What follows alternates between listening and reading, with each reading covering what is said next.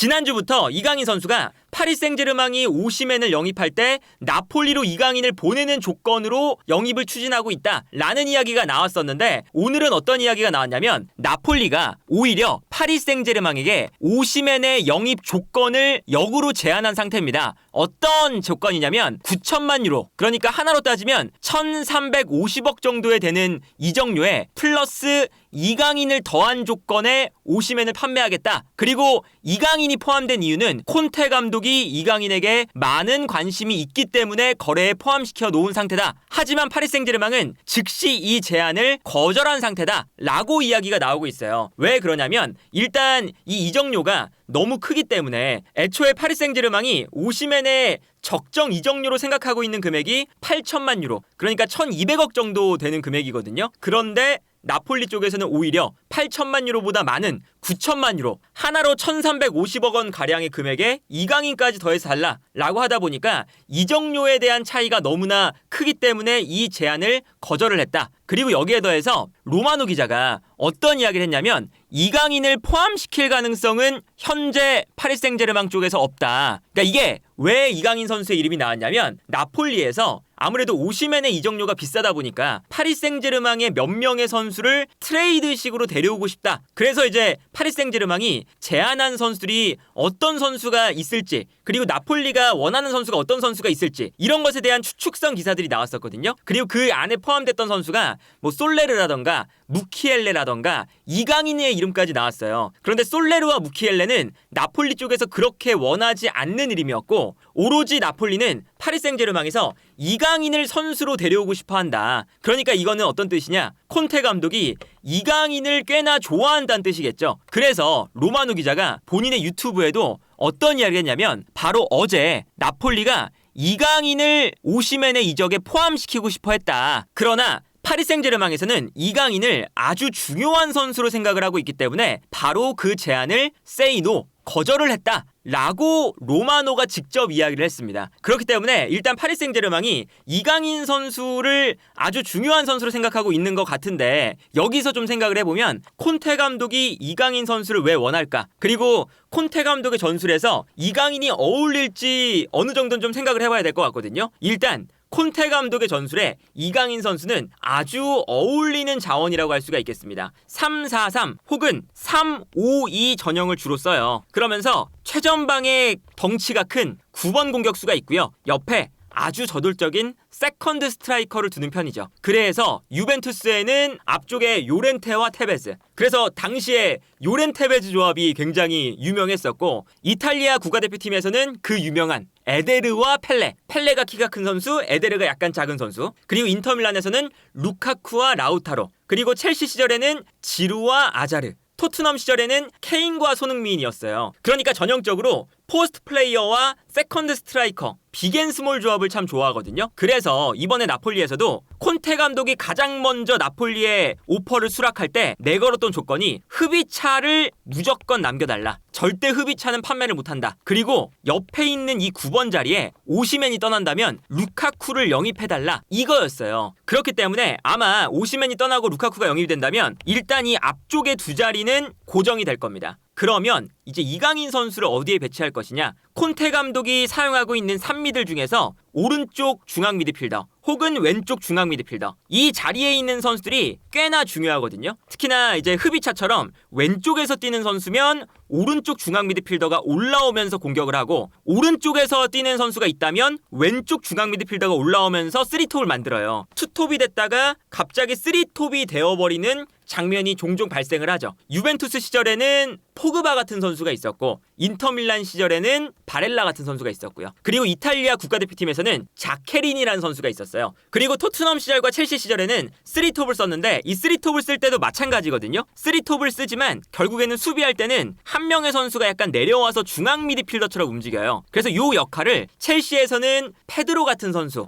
혹은 파브레가스 같은 선수, 그리고 토트넘에서는 쿨루셉스키가 있죠. 그러면서 토트넘 시절 때도 쿨루셉스키가 3톱을 만들다가 내려오면서 미드필더가 한 명 늘어나고 여기에 더해서 앞쪽에는 해리 케인과 손흥민 2명의 선수만 남는 이러한 전형이 많이 만들어졌거든요. 이제 그런 걸 생각해보면 나폴리에서도 아마 이강인 선수를 왼쪽에는 흐비차, 중앙에는 루카쿠나 오시멘 9번 공격수가 있을 거니까 이강인 선수를 아마 오른쪽 중앙 미드필더로 쓸 가능성이 높습니다. 아니라면 이강인 선수가 들어왔을 때 이강인을 오른쪽 측면 공격수처럼 쓰겠죠. 그러면서 이제 이강인 선수가 사실은 중앙 미드필더와 공격형 미드필더 요 이제 사이를 왔다 갔다 하는 역할이 될 거예요. 콘테 감독의 전술에서 아까 말씀드린 것처럼 키가 크고 포스트 플레이를 할 수 있는 9번 공격수가 굉장히 중요하거든요. 그래서 콘테 감독의 축구가 생각보다 후방에서 빌드업을 많이 합니다. 후방에서 빌드업을 많이 하면서 상대를 뒤로 끌어들여요. 끌어들인 다음에 상대가 높게 올라오는 순간 여기서부터 이제 시작입니다. 예를 들어서 후방에서 이제 볼을 가지고 있을 때 상대가 전방으로 막 달려들잖아요. 전방 압박을 하기 시작하면 후방에서 볼을 돌리다가 앞쪽에 있는 루카쿠 같은 9번 공격수에게 길게 볼을 차줍니다. 그러면 이 선수가 싸워주면서 순간적으로 볼을 떨어뜨려줘요. 그러면 가장 먼저 옆에 있었던 세컨드 스트라이커가 달려가고요. 3명의 미드필더 중에 아까 말씀드렸던 바렐라라던가 포그바라던가 그리고 이탈리아에서는 자케리니 같은 요런 이제 중앙 미드필더 겸 공격형 미드필더들이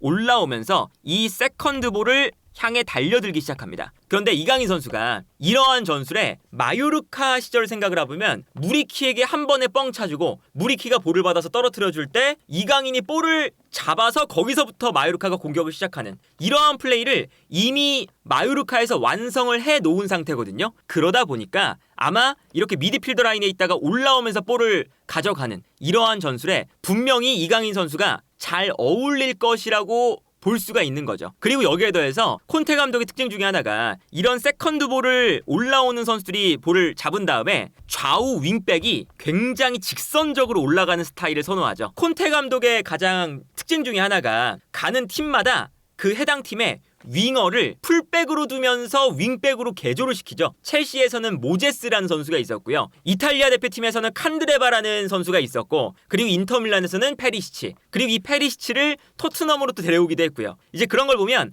측면 지역엔 공격적으로 올라오는 윙백을 좋아하거든요. 직선적으로 올라오는 선수. 그러다 보니까 세컨드 볼을 가졌을 때 좌우 측면으로 빠르게 이 선수들이 올라가면서 이 선수들에게 패스를 뿌려주는 겁니다.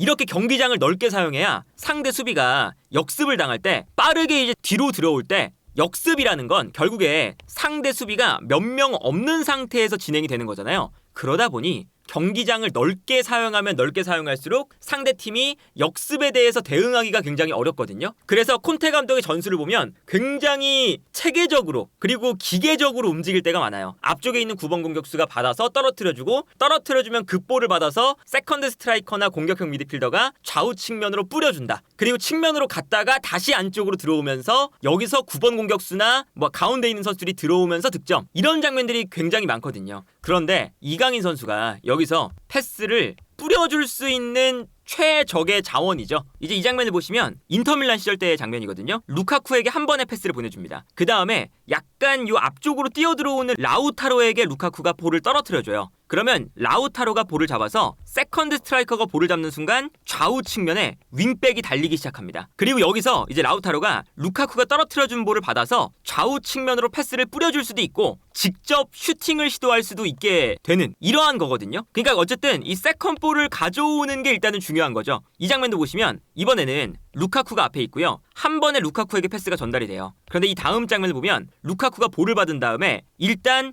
라우타로가 공간으로 뛰어들어가죠. 그러니까 루카쿠가 볼을 받아서 라우타로에게 줄 수도 있고요. 그리고 여기에 더해서 뒤쪽에서 올라오고 있는 미드필더가 있었습니다. 이게 바렐라거든요. 그러면 루카쿠가 여기서 볼을 잡은 다음에 라우타로에게 주지 않고 올라오고 있는 미드필더 바렐라에게 넘겨주기도 해요. 그러면 여기서 바렐라가 볼을 잡은 다음에 측면으로 뛰어나가는 윙백이 보이죠? 이 윙백에게 한 번에 패스를 건네주면서 측면 공간을 무너뜨리는 걸 볼 수가 있습니다. 그래서 토트넘 때도 생각을 해보면 케인이 볼을 받아서 손흥민에게 떨어뜨려주고 손흥민이 좌우 측면으로 뛰어들어가는 윙백에게 패스를 뿌려준다거나 아니면 쿨루셉스키에게 떨어졌을 때 쿨루셉스키가 좌우 측면으로 뛰어들어가는 선수들 혹은 손흥민에게 스루 패스를 넣어주는 이런 장면들이 굉장히 많이 나왔었거든요. 그러니까 이강인 선수에게도 루카쿠 같은 9번 공격수가 떨어뜨려줬을 때 그 볼을 달려나와서 받아줄 수 있는 요 역할로 아마 콘테 감독은 생각을 하고 있는 것 같다. 그리고 이러한 스타일의 생각을 해봤을 때 이강인 선수가 콘테 감독의 전술에 참 잘 맞는 선수라고 생각이 들어요. 그리고 이제 나폴리의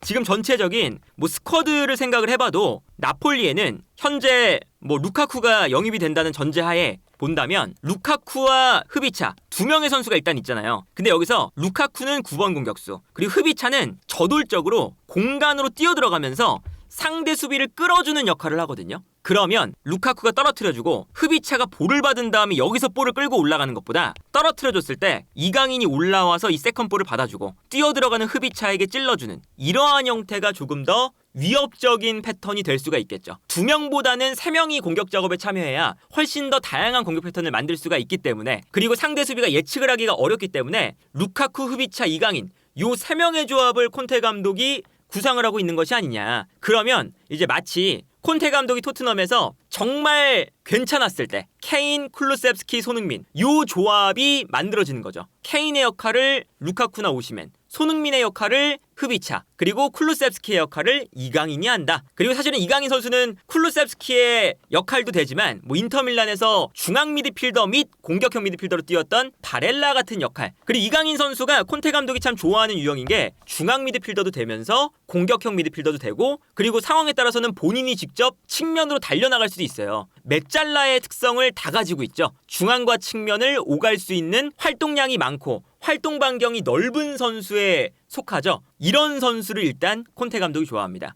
당연히 지금 파리 생제르맹이 이강인 선수를 중요한 선수로 생각을 하기 때문에 이강인 선수를 오시멘의 이적 과정에 포함시켜서 나폴리로 보낼 일은 없다라고 지금 이야기가 나오고 있고 사실은 이강인 선수 입장에서도 파리 생제르맹에서 나폴리로 가기가 사실은 좀 애매한 상황이죠. 파리 생제르맹이 워낙에 좋은 팀이고 파리 생제르맹에 온 지 1년밖에 안 됐으니까 그리고 지난 시즌의 전반기에는 확고한 주전에 가까웠기 때문에 주전 경쟁을 해봐야 되는 시즌이거든요. 그래서 나폴리로 갈 가능성은 크게 없어 보이지만 콘테 감독이 나폴리를 원하는 이유 자체가 이강인 선수가 얼마나 뛰어난 선수인지를 보여주는 거고 제 개인적으로는 콘테 감독의 전술에 아주 적합한 선수이기 때문에 이강인 선수의 영향력이 참 크게 발휘될 수 있는 조건이 형성되어 있는 팀이 또 나폴리 그리고 콘테 감독의 전술이다. 그래서 어쨌든 나폴리에 가도 전술적으로는 그렇게 나쁜 편은 아니다